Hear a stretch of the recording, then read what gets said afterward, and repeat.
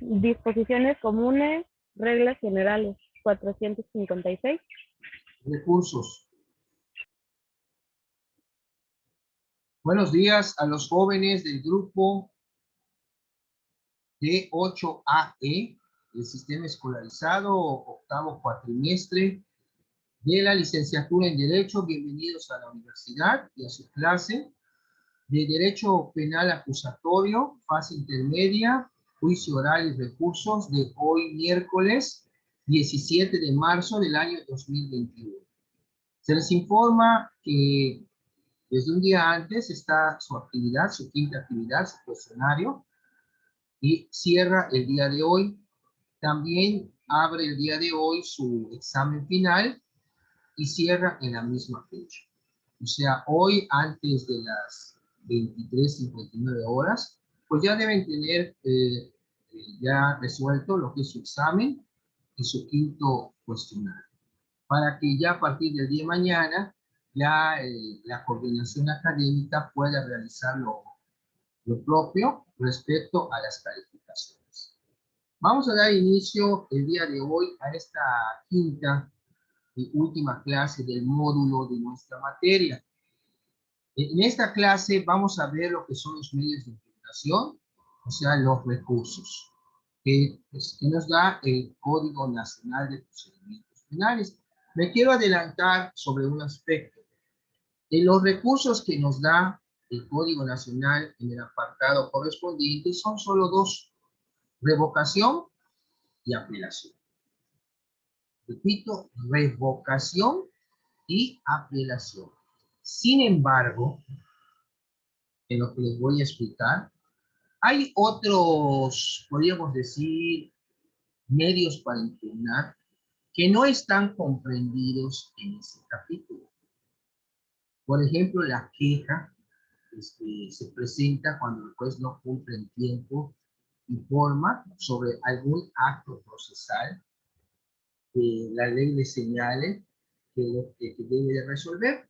También tiene su trámite la queja.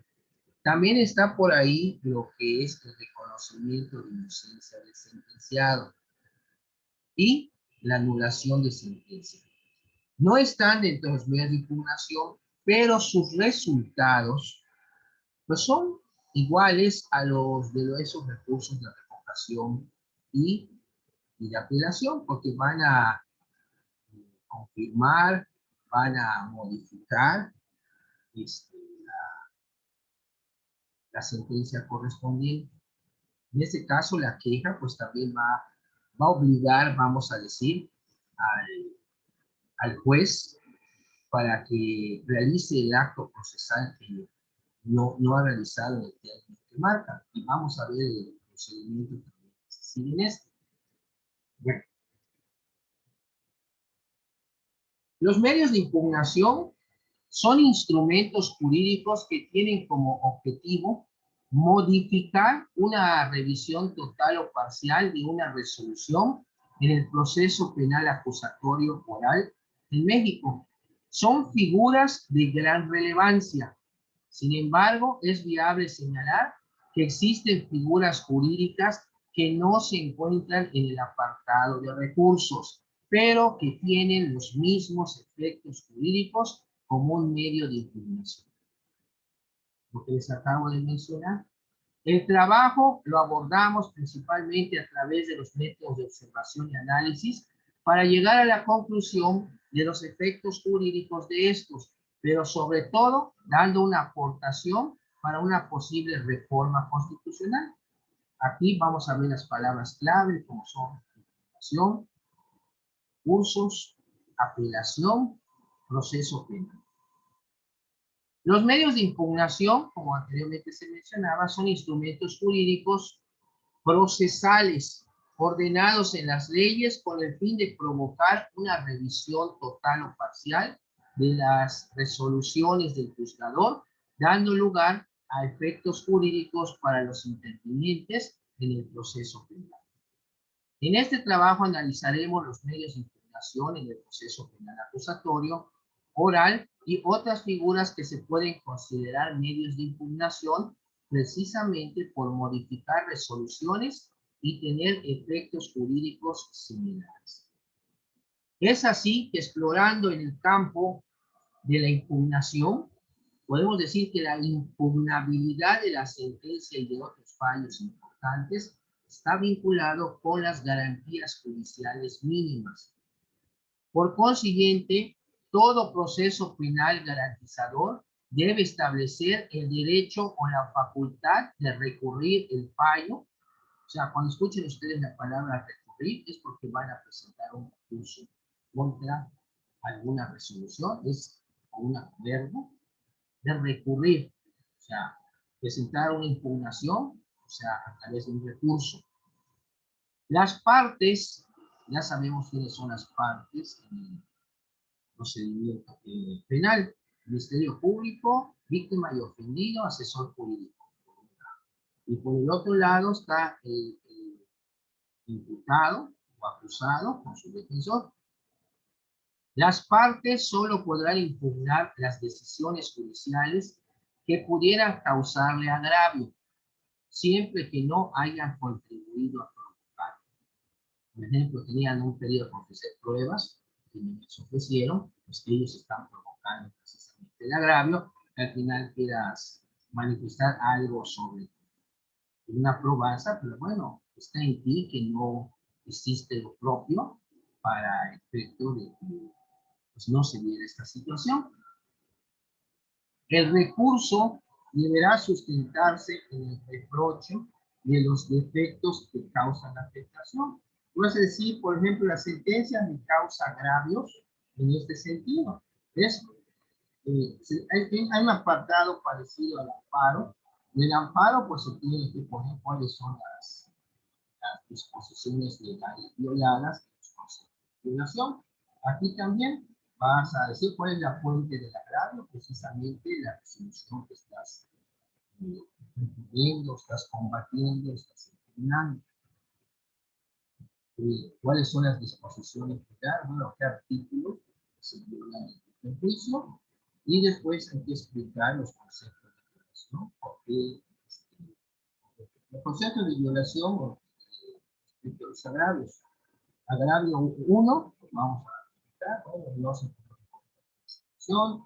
viola el juicio de cada artículo, por qué está tal o cual situación.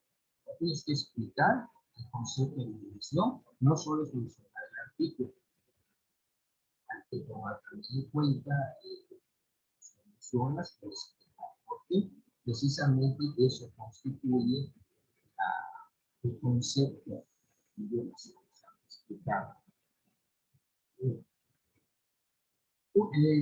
Para poder accionar un recurso se debe de observar lo siguiente, para que puedas se necesita una resolución que sea impugnable de acuerdo a la ley. Si la resolución no es impugnable, entonces puede ir al juicio de amparo. En este caso, amparo directo. ¿Por qué? Porque va a ser una sentencia. Los desamparos directos son como sentencias o resoluciones que ponen fin a un juicio. Un tribunal que conocerá el recurso, aquí es un tribunal de segunda instancia. Un tribunal que pronunció la resolución que se trata de impugnar, bueno, vamos a decir, que dictó la resolución que está impugnando. Un interviniente que se siente agraviado por la resolución judicial y la impugne, que se llama recurrente, que interpone el recurso, recurrente. Para ello podemos tener en atención a la clasificación de los recursos de refutación, a juez de refutar, de rechazar, no aceptar, como en principio por la calidad de la resolución recurrida en ordinarios y extraordinarios. Los primeros como aquellos que la resolución no tiene carácter de cosa juzgada, y el otro cuanto tiene carácter de cosa juzgada. Acuérdense que una resolución adquiere el carácter de cosa juzgada cuando no es combatida, impugnada o recurrida dentro del término que fija la ley correspondiente. Si te dan 5 días para recurrir, por ejemplo, una sentencia que no lo haces, bueno, ya pasado ese tiempo, precluye tu derecho para hacerlo, y la sentencia queda. Es más, si te vas a juicio de amparo, te lo van a desechar, porque acuérdense que una de las causas de los amparos contra actos consentidos. Tenías tú la oportunidad o el derecho de promover un recurso dentro de un tiempo ordinario, pero no lo hiciste, no sabemos por qué, si se te pasó un término o así lo quisiste dejar. Bueno, la sentencia, al no ser recibida, conocida, queda firme para que pueda ser ejecutada. Entonces, nunca pierdan de vista cuando ustedes en el litigio los términos para recurrir, bueno, todo término, para ofrecer pruebas, para recurrir, para alguna prevención que nos haga la autoridad. Todo eso siempre tengan en cuenta los términos. Es terrible cuando un abogado se pasa un término. Entonces, tenemos que prohibir colocar una regla. Puedan ver ustedes que si ya te dieron 3 días para que aclares algo, puedan desechar una demanda, por ejemplo, bueno, no esperen hasta el último día. El primer, segundo día ya lo están haciendo, lo están entregando para efecto de no, cuando te esperas hasta el último día, después estás corriendo para presentar. Bueno, aquí refiere un interviniente que se siente agraviado. Bueno, la persona que está agraviada, que está de acuerdo con la resolución, se está agraviando. Se necesita una persona que es la que va a presentar el recurso, pero lógicamente tiene que ser agraviado, que tiene interés jurídico en ello. Bueno, los recursos no son oficiosos, jóvenes, sino a petición de parte. ¿Qué quiere decir? Sale una sentencia, se emite una sentencia. Bueno, si alguien se siente afectado y no lo impugna, porque es a petición de parte, pues simple y sencillamente va a causar estado, o va a quedar firme, o va a ser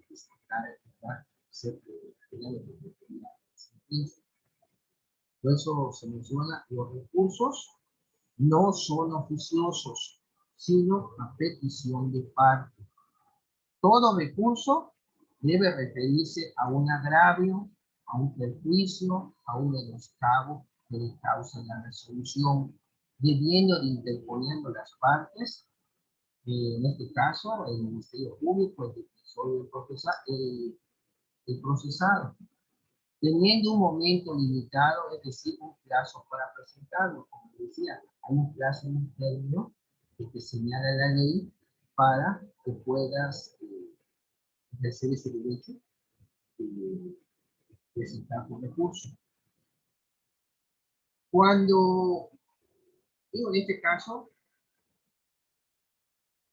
tiene que haber un interés particular, y cuando lo hace el Ministerio Público se considera que hay un interés social por el daño que se le puede ocasionar a la sociedad, precisamente porque el interés social, el representante de, por eso se le llama representante social, es el Ministerio Público. Además, en este ejercicio jurisdiccional, las partes podrán ofrecer medios de prueba esencialmente para resolver el fondo del reclamo, solo cuando tengan el carácter de superveniente. Dice que la prueba superveniente es la que se entera de su existencia posterior, pero hay que acreditar que no sabías previamente de su existencia, pues, porque lógicamente ya no se podía así, una prueba superveniente. Aquí existe el principio denominado non reformatio in peius. Non, no, reformatio in peius, P-E-I-U-S, la prohibición al juez de modificar la resolución en perjuicio. Ofrecerán medios de prueba cuando el recurso se fundamente en un defecto del proceso y se discuta la forma en que fue llevado a cabo un acto en oposición a lo señalado en las actuaciones, en el acta o registro del debate, o en la sentencia. También es admisible la prueba propuesta por el imputado o en su favor, inclusive relacionada con la determinación de los hechos que se discuten, cuando sea indispensable para sustentar el agravio que lógicamente se expresa. Además, en este tema se advierte que los recursos pueden ser orales o por escrito, cumplen con un plazo y solamente versan en relación al agravio sobre la resolución que haya emitido el juez de control o de oralidad. Ahora bien, en referencia al derecho de las partes que intervienen en el proceso y la facultad que tienen las víctimas o los ofendidos de ejercitar acción a través de un medio de información, cuando se sienten afectados en relación a una resolución, lo señala la fracción segunda de, del artículo 20, pero su apartado C. Acuérdense que el artículo 20 tiene tres apartados. Uno que habla de los principios que rigen el nuevo sistema de justicia penal, el segundo el que habla del derecho del imputado y el tercero el que habla del derecho de la víctima del ofendido. Aquí está haciendo referencia al tercer apartado respecto a la víctima del ofendido y sobre todo en su fracción segunda que hace referencia al derecho que tiene de impugnar. Dice la fracción segunda, coadyuvar con el Ministerio Público a que se le reciban todos los datos o elementos de prueba consecuente, tanto en la investigación como en el proceso, a que se desahoguen las diligencias correspondientes y a intervenir en el juicio e interponer los recursos en los términos que previeran. El ordenamiento constitucional se correlaciona también con la fracción séptima del mismo artículo, del 20, y el apartado señalando lo siguiente del 7, impugnar ante autoridad judicial las omisiones del Ministerio Público en la investigación de los delitos, así como las resoluciones de reserva o ejercicio, desistimiento de la acción penal o suspensión del procedimiento cuando no esté satisfecha la reparación del daño. La última fracción mencionada nos describe también el derecho de las víctimas y los ofendidos o de impugnar ante la autoridad jurisdiccional correspondiente las omisiones que se observen en la investigación realizada por el Ministerio Público. Aquí vamos a hacer un paréntesis. ¿Quiénes están laborando o prestando su servicio social en la Fiscalía? Profesor. Y tú, Diego, ¿verdad? ¿Y Cristina?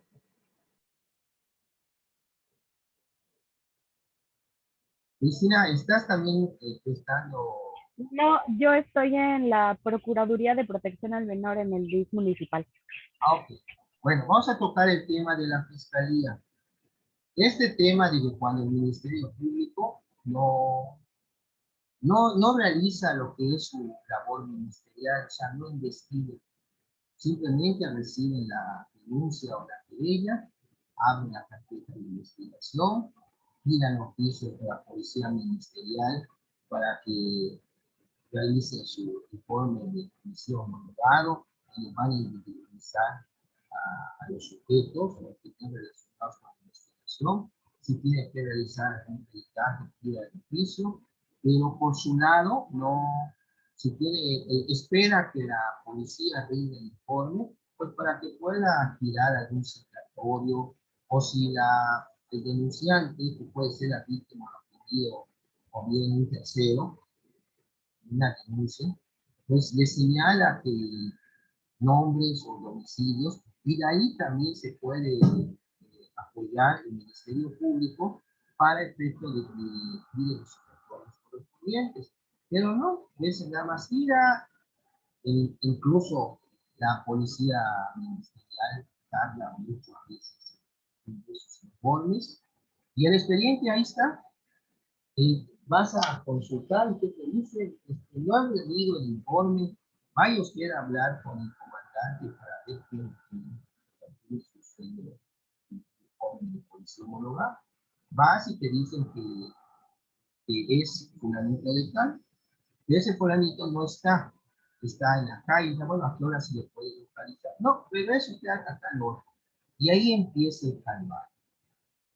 Entonces, pasan los meses, esto no avanza ante la investigación, está en lo mismo, no puedes promover el amparo porque la misma Constitución te señala el medio que tienes que agotar para que puedas entonces el amparo, que es el de impugnación, que vas a impugnar al juez de control que el Ministerio Público no está realizando su labor. Ahí también es muy importante señalar en ese escrito de impugnación que actos de investigación no ha realizado. Por ejemplo, si debía haber asistido al lugar de los hechos para hacer una inspección, no lo ha hecho. Entonces, ahí empieza, y este problema no es por que nació con este nuevo sistema, no. Este problema ya venía del sistema inquisitivo, del sistema anterior. Jóvenes no llegaban, creo que el 2% del total de las averiguaciones médicas para que se consignaron. Hay mucho expediente, y eso creo que eso Diego ya lo ha podido ver. Hay mucho expediente en archivo durmiendo en sueño.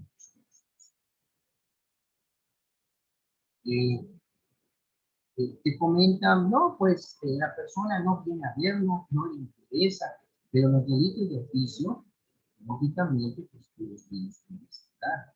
Yo quiero pensar que en una querella, si no la mueves, puede prescribir el público. O sea, cuando tú la quieras pasar a un juez de control, para, por ejemplo, para una orden de aprehensión, el delito ya prescribió. Desde que tú tienes conocimiento es un año, pero un año para que presentes tu querella, se integre en la carpeta de investigación, pase a un juez de control y libre la orden. Ahí sí se podría parar con la prescripción, porque ya lo tiene el juez de control y ya lo tiene. Pero si pasa el año y todavía lo tiene el Ministerio Público, pues hay una jurisprudencia de Oaxaca, y creo que otra también de Quintana, sobre la prescripción de los delitos de querella en el Ministerio Público. No es que diga, no, tú sigues actuando y la prescripción se sigue alargando, no, no. Es muy claro el código y también ese criterio de esta jurisprudencia de Oaxaca. Dice precisamente que hay que tener especial cuidado con los delitos de querella. Recuerdo que una vez litigando un asunto con un esposo, mi cliente lo metió en la cárcel, lo acusaban que estaba desocupado, cuando realmente hubo que la terapia de terrenos, que no estaba desocupando. Un terreno de que murió, había un pozo de luz de comisión, pues eso pues resta. Y si quiere vender, y es la persona que quiere pensarlo, porque es que fue lo que hizo, empezó a medir su terreno, y posta se quedó, y se hizo muy fácil, y lo que pasa es que ese expediente de averiguación previa en el sistema libraron una orden de aprehensión y llevaron a la cárcel, pagó una fianza, salió y fuimos a pleito. Pero resulta ser de que me extraña porque el juez que dio la orden no la debió haber dado por la cuestión de que estaba escrita. El ministro público lo tuvo un año. Pero bueno, quiero pensar que a lo mejor, como dice el dicho, eh, una orden de aprehensión, una autoformal prisión, un auto ahora de vinculación a procesos, no va a ser, no se olvida. Y dio la orden en ese momento, pero bueno, seguimos el juicio, que yo me fui al amparo contra normal prisión, pero alegando en todo momento que el delito ya estaba prescrito.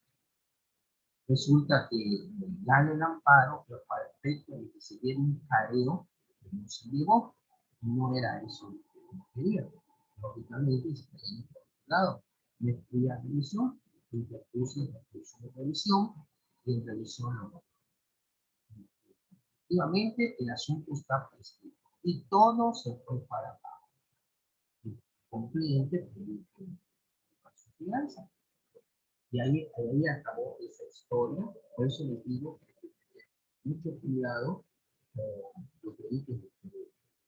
¿Cuáles son esos? Los fraudes, los abusos de confianza, los daños, las lesiones. En el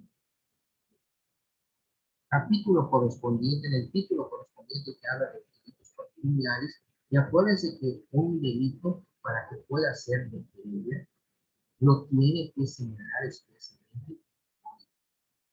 Si no lo dice, entonces denuncia. ¿Hay alguna pregunta hasta aquí, Diego o Cristina? No, profesor. Bueno, continuamos entonces con el tema. Entonces ya sabes, el Ministerio Público no está integrando la carpeta de investigación, pues hay que impugnar ante un juez de control esa omisión del Ministerio Público. Y hay un procedimiento para ello. Es más, le van a pedir un informe al Ministerio Público por escrito. Una vez que lo rinda, el juez va a fijar una audiencia donde va a oír al Ministerio Público y en este caso a la víctima del ofendido respecto al por qué no se respecto. Yo digo, Diego, creo que ya lo habrá visto, ¿no? Hay mucho, Sí. esta carpeta está en abandono. Entonces, los expedientes están teniendo el archivo, y todo Sí. esto jóvenes tienen. Bueno, la característica medular del recurso, como excepción al principio general de inmutabilidad de la decisión judicial, es que se mejore la función judicial, eliminando la posibilidad del error, del hecho o del hecho, y que esto puede hacerse a través de diversos medios de información, como la revisión horizontal o retentiva, en que la propia autoridad judicial que emitió la resolución pueda revisarla con el fin de modificarla, anularla o revocarla. Para mayor comprensión se describe el siguiente criterio. El principio de impugnación de las sentencias constituye una formalidad esencial del procedimiento. La garantía de acceso a la tutela judicial efectiva también se encuentra relacionada con la garantía de defensa, que constituye el requisito indispensable que debe de observarse de manera previa a todo acto privativo de la libertad, la propiedad, las posesiones, los derechos, por estar así consagrado en el artículo 14 de la Constitución. La oportunidad de defensa previamente al acto privativo impone que se cumplan de manera genérica las formalidades esenciales del procedimiento, que se traducen en los siguientes requisitos. 1. La notificación del inicio del procedimiento y sus consecuencias. 2. La oportunidad de ofrecer y desahogar las pruebas que se impliquen en la defensa. Número 3. La oportunidad de alegar. Número 4. El dictado de una resolución que dirima las cuestiones debatidas. Este proceder interpretativo no incluye expresamente la formalidad esencial del procedimiento el de impugnación de las sentencias. Sin embargo, debe estimarse implícitamente contenida, ya que se parte del supuesto de que la configuración del acceso a la tutela judicial no solo atañe a que el particular pueda ser notificado del inicio del procedimiento. Consecuencias de ofrecer y desahogar pruebas en que se sustenta su defensa, alegar y que se dicte resolución que dirima las cuestiones debatidas, sino que atendiendo a la trascendencia de esa garantía, la posibilidad del error humano y la necesidad de fiscalizar la actividad judicial, estos constituyen motivos determinantes para ejercer el derecho de impugnación que subsane a aquellos por requieren que la administración de justicia sea óptima y garantice los fines contemplados.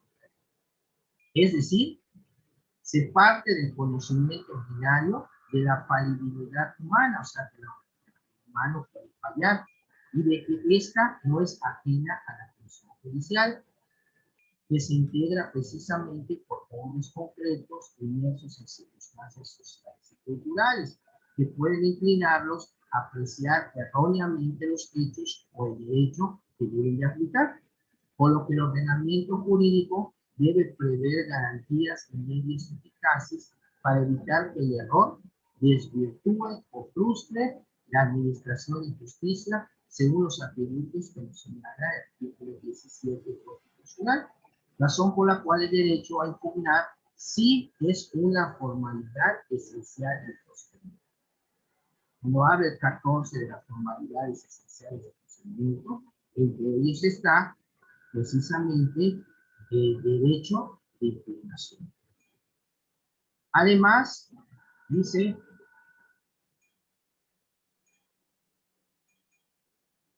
constituye además un valor necesario de los estados democráticos, que la autoridad puede reconocer el error y enmendarlo mediante la facultad de subsanar omisiones y regularizar el procedimiento, sin afectar la igualdad procesal de las partes o del modo más oportuno a través de los medios de impugnación, comprendido el recurso para tratar de satisfacer las funciones públicas encomendadas con mayor eficacia.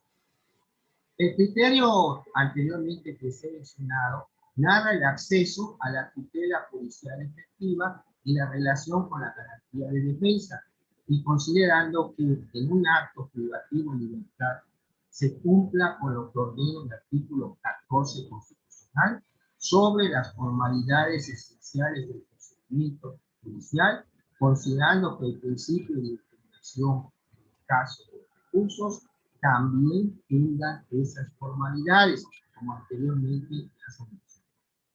Bueno, y los medios de impugnación, a partir de la promulgación del Código Nacional de Procedimientos Penales, disculpe si me escuchan, ¿verdad? Sí, profesor, se escucha claro. Ok, perfecto. A partir de la promulgación del Código Nacional de Procedimientos Penales del 12 de marzo del 2014, estamos hablando ya de casi 7 años, se describe un apartado en el título 12 de los recursos de revocación y apelación. Sin embargo, en el artículo 135 del mismo ordenamiento se menciona la queja. En el título 13, el reconocimiento de inocencia del sentenciado y la anulación de sentencia. Estos últimos tres no se consideran en el apartado de los recursos, pero tienen efectos de modificación, es decir, en el caso de reconocimiento de inocencia del sentenciado y anulación de la sentencia.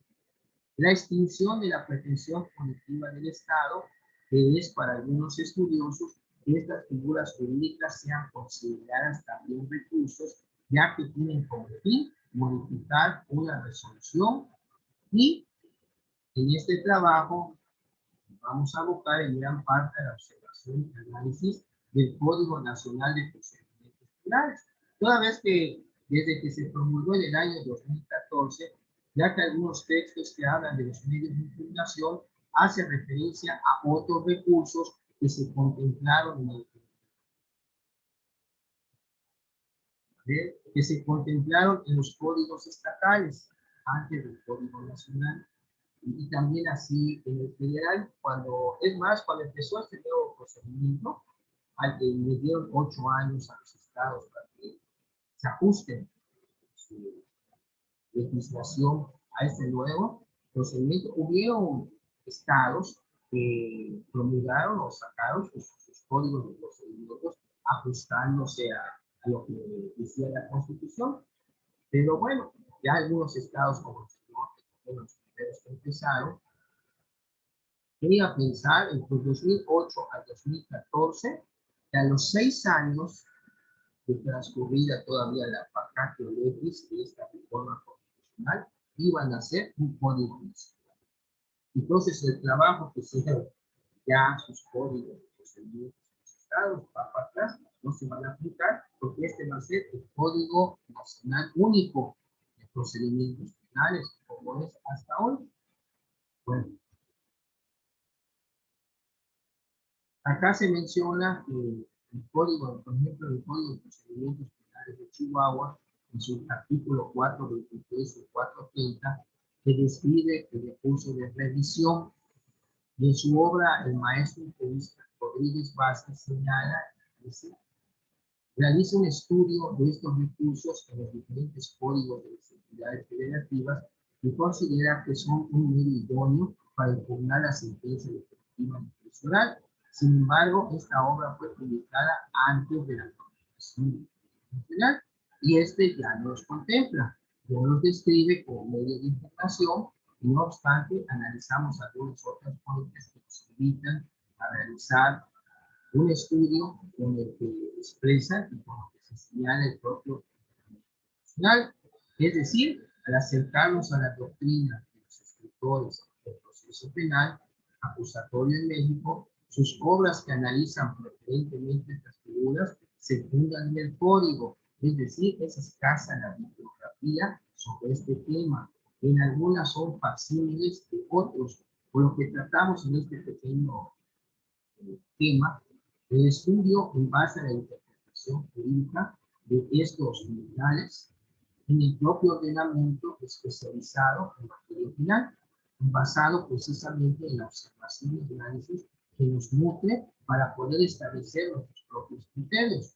Ahora, en este mismo orden de ideas, es visible señalar los supuestos que tiene la víctima ofendido para poder refutar alguna resolución o un medio de información. Como menciona el artículo 459, la víctima o el ofendido podrá impugnar, 1, las que versen sobre la reparación del daño causado por el delito cuando estime que hubiera resultado perjudicado por la misma. Número 2, las que pongan fin al proceso. Número 3, las que produzcan en la audiencia de juicio, solo si en este caso hubiere participado el mismo. Cuando la víctima o ofendido solicita al Ministerio Público que interponga los recursos que sean pertinentes y este no presente información, explicará por escrito al solicitante la razón de su proceder a la mayor brevedad. Bueno, jóvenes, ya estamos a menos de medio minuto por concluir este reporte. Por favor, una vez que tenga nos volvemos a conectar para continuar con la clase de hoy, miércoles 17 de marzo de 2021. Son las 11:43 minutos. Gracias. Claro, profesor. Sí, profe. Claro, claro.